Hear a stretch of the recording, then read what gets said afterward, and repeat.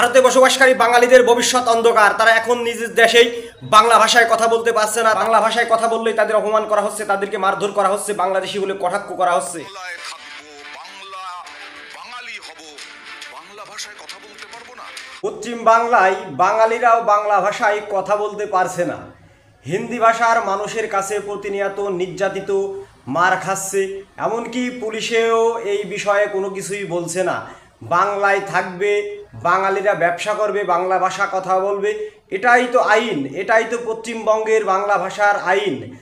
Side দিয়ে পিছন দিয়ে এসে মারলো। দোকানে যখন তালা লাগাচ্ছি কজন ছিল? 3 জন ছিল।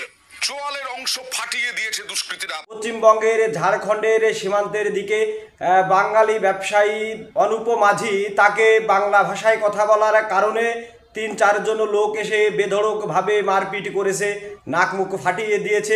কিছুদিন আগেই দেখেছেন যে এক শিক্ষার্থী পশ্চিমবঙ্গের নারী, তিনি বাসের ভিতরে বাংলা ভাষায় কথা বলার কারণে তাকে হেনস্থার শিকার হতে হয়েছে। ভারতবর্ষ থেকে ধীরে ধীরে বাঙালি যে বাংলা ভাষা এবং বাংলায় লেখা সেটি উঠিয়ে দিতে গভীরভাবে ষড়যন্ত্র চালিয়ে যাচ্ছে।